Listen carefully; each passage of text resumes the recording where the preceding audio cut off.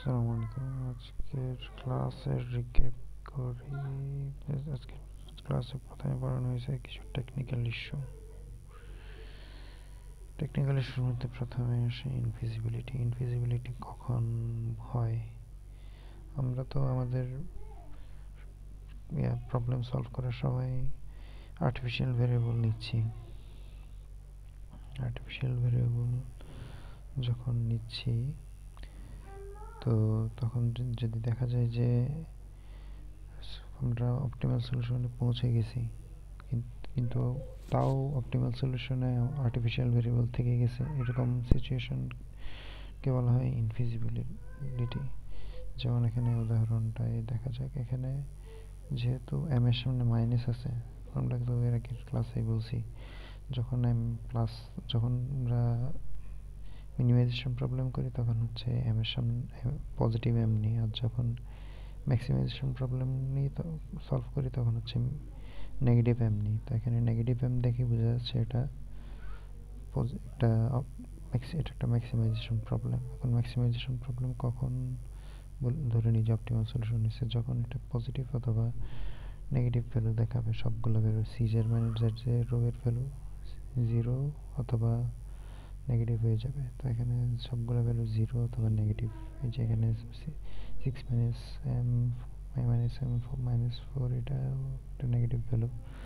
তো এগুলো দেখে বোঝা যাচ্ছে এটা অপটিমাল সলিউশনে পৌঁছে গেছে। কিন্তু দেখা যাচ্ছে কি আমাদের বেসিক ভেরিয়েবলে এখনও একটা আর্টিফিশিয়াল ভেরিয়েবল থেকে গেছে।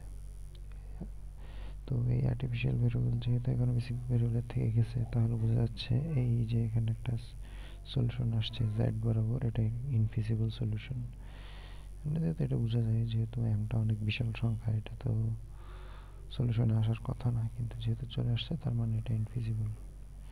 আনবাউন্ডেডনেস হচ্ছে যখন এখানে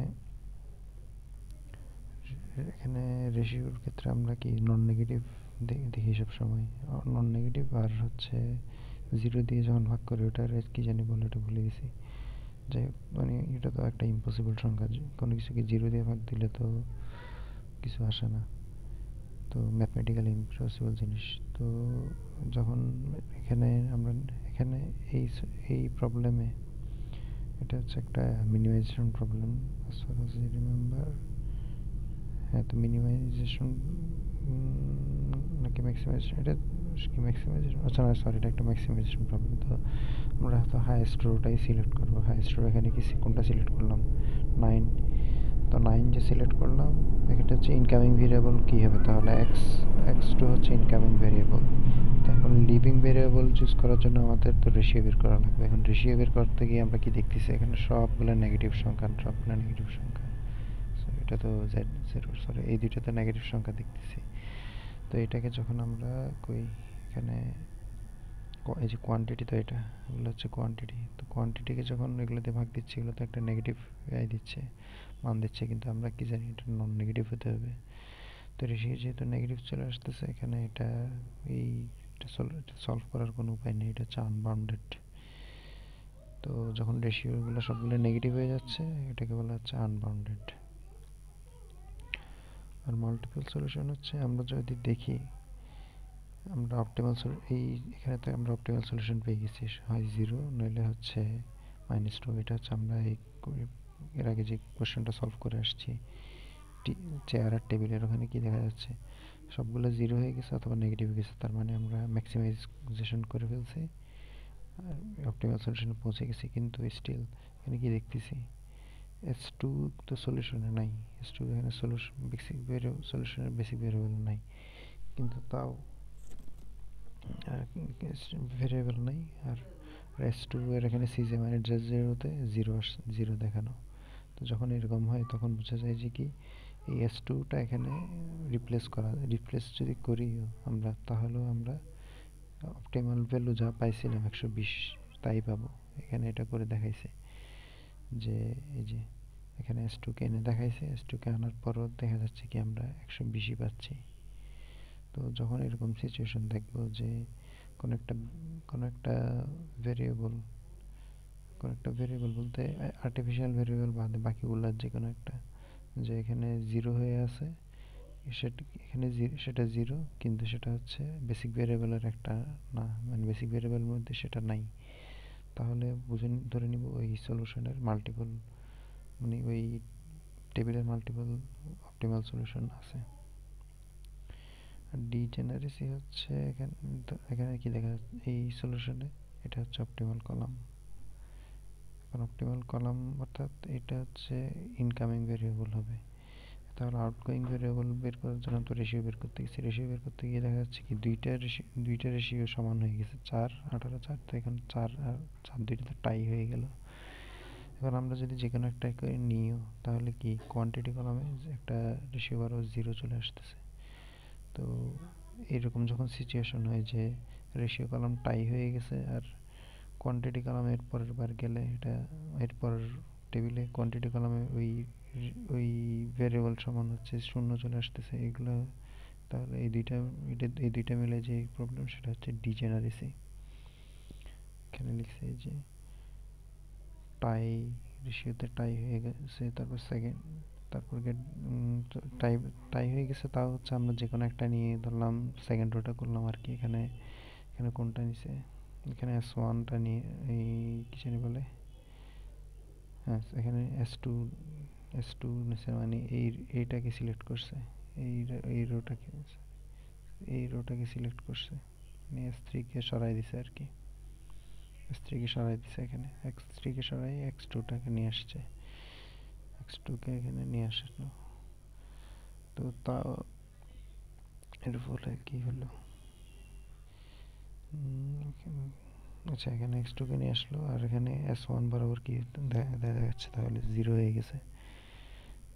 তো এই ধরনের সিচুয়েশন যখন হবে যে টাই হয়ে গেছে, টাই ভাঙার জন্য আমি যে কোনো একটাকে নিয়ে আসলাম, এরকম যখন টাই হবে, যখন টাই ভাঙার জন্য মানে আমি যে কোনো একটাকে চুজ করবো, তখন ঠিকই এর পরের রোতে গিয়ে যেটাকে আমি চুজ করি না সেটা সমান জিরো হয়ে যাবে। যেমন এখানে এস টু আর এস ওয়ান হচ্ছে টাই হয়েছিল, আমি মানে সরি এস থ্রি আর এস ওয়ান টাই হয়েছিল, আমি এস থ্রিকে সিলেক্ট করছি, এস ওয়ান এর পরের রোতে গিয়ে দেখা গেল জিরো চলে আসছে কোয়ান্টিটি কলামে।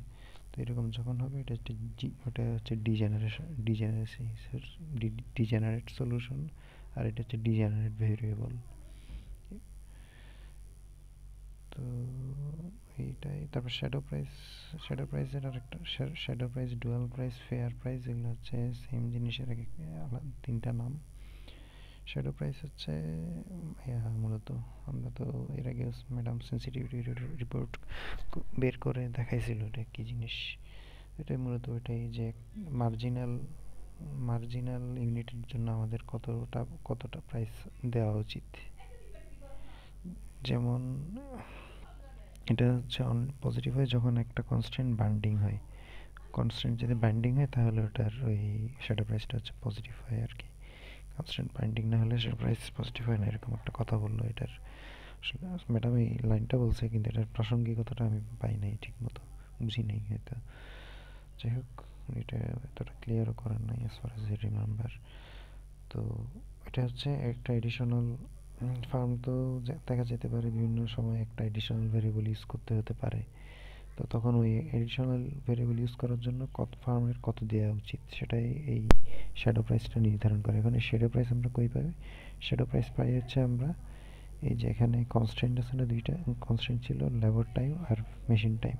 তো এগুলা ছিল কি এখানে, এগুলার নিচে যে জেড বরাবর জেড রোতে যে মানগুলো থাকে এগুলাই হচ্ছে শ্যাডো প্রাইস। তো এখন এখানে এক্স টু যে এখানে আসছে, এক্স টু আসার আগে আমরা যদি এটা কি ওই এটা কোন, আচ্ছা এই প্রবলেমে হচ্ছে এক্স টু আসার আগে এখানে কি ছিল, মাস্টার এস ওয়ান ছিল। তো এস ওয়ানকে রিপ্লেস করে তো এস টুটা আসছে। তো আমরা কি জানি যখন এভাবে রিপ্লেস করে আসা মানে কি এক্স টু আসার সময় এস ওয়ানকে পুরোপুরি ইউজ করে ফেলছে, পুরোপুরি ইউজড। তো পুরোপুরি যেহেতু ইউজড হয়ে গেছে এস ওয়ান, তাহলে এস ওয়ানের কোনো কিছুই আর অবশিষ্ট নাই, এটা তো আমাদের মনে আছে। তো এস ওয়ানের যেহেতু আর কোনো কিছু অবশিষ্ট নাই, তার এস ওয়ানের অবশিষ্ট নাই, আর এস টু এর হচ্ছে অবশিষ্ট আছে। অবশিষ্ট কতটুকু আছে এখানে দেখা যাচ্ছে,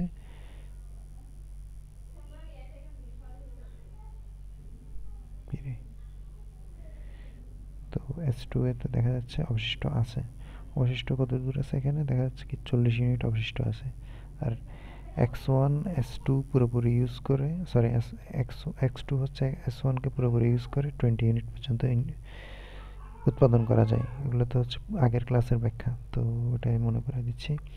তো এখানে এই এই পরিমাণ যদি x2 উৎপাদন করি তাহলে হচ্ছে 40 ইউনিট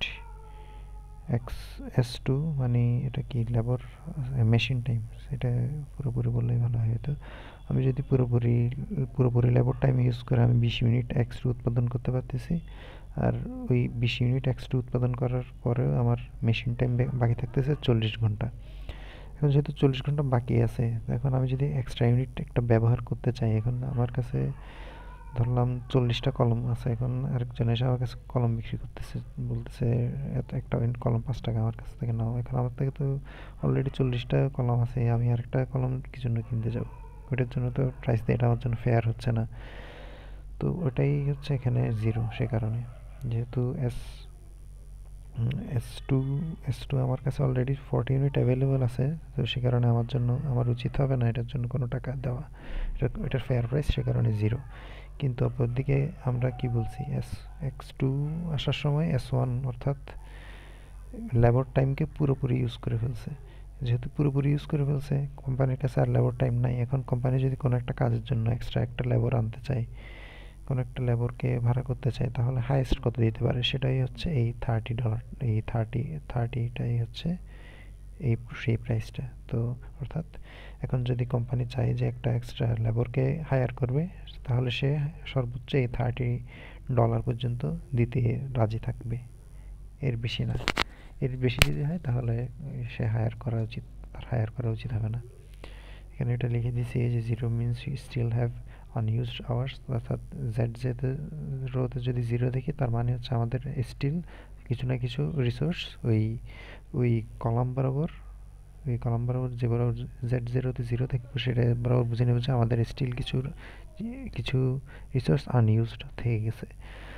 আর যদি দেখি একটা পজিটিভ নাম্বার দেখি, যখন পজিটিভ নাম্বার দেখা মানে হচ্ছে আমি এখানে এই এটা পজিটিভ নাম্বারে যেখানে 30 দেখতেছি, 30 দেখা অর্থ হচ্ছে আমি এই রিসোর্সটা পুরোপুরি ইউজ করে ফেলছি। আমি যদি এক্সট্রা একটা ইউনিট ইউজ করতে চাই তাহলে আমার $30 বা 30 ইউনিট যে কারেন্সি হোক না কেন 30 ওটা দিতেই হবে, $30 দিতে হবে। অথবা মানে 30 টাকা পর্যন্ত হাইয়েস্ট আমি দিয়ে আনবো। 30 টাকার কম পাইলে তো কম হয়েছে। যেমন এখানে একটা উদাহরণ দিল এই ইন্টারপ্রিটেশনটা হয়তো এক্সামে আসতে পারে, এরকম ইন্টারপ্রিটেশন এক্সামে আসার সম্ভাবনা আছে হয়তো। তো এখানে বলছে, ধরলাম এখানে একটা হাইপোথেটিক্যালি বলছে $22 দিয়ে হচ্ছে একটা হায়ার করতে পারবে কোম্পানি, যখন যদি এক্সট্রা করে বাজারে এখন $22 পার আওয়ার করে একটা করে কর্মী পাওয়া যাচ্ছে। এখন এই কর্মীর লেবার কি কোম্পানিটা হায়ার করবে কিনা? উত্তর হচ্ছে ইয়েস। কারণ কি? কারণ হচ্ছে এই 22 হচ্ছে 30-এর ছোট, অর্থাৎ আমি তো হাইস্ট 30 পর্যন্ত দিতে রাজি আছি। আমার 30 পর্যন্ত হচ্ছে ফেয়ার প্রাইস, কিন্তু মার্কেট প্রাইস হচ্ছে $22। তাহলে আমি অবশ্যই এই কর্মীটাকে হায়ার করব। এটা কর্মীটাকে হায়ার করলে আমার এখানে $8 বেঁচে যাচ্ছে, এটাই এখানে হচ্ছে আমার একটা প্রফিট টাইপের হয়ে যাচ্ছে আর কি, সুযোগ ব্যয় বা এই টাইপের কাহিনী। কিন্তু আমার কেউ যদি বলে এখন ওই যে $14 মেশিন টাইম, $14 যদি মেশিন টাইম মানে এখন এক আওয়ার যদি আমি মেশিন আওয়ার ইনক্রিজ করতে গেলে আমাকে $14 খরচ করতে হবে। এখন আমার তো 40 আওয়ার মেশিন টাইম এমনিতে অকেজ পড়েই আছে, তো আমি এটা আবার ইনক্রিজ কেন করতে যাব $14 দিয়ে? স্বাভাবিক করবো না, সেটাই তো স্বাভাবিক। তো এটার যেহেতু শ্যাডো প্রাইস বা ফেয়ার প্রাইস বা ডুয়াল প্রাইস হচ্ছে $0, আমি এটাই ইনক্রিজ করব না। তো এই ছিল আজকের ক্লাস। আর সাথে এই জিনিসটা এইখানে একটা ইনফিজিবিলিটির ম্যাথ করাইছিল, এই 99 মানে মেইন বইয়ের 99 হচ্ছে একটা ইনফিজিবিলিটির উদাহরণ। সবাইকে আসসালামু আলাইকুম।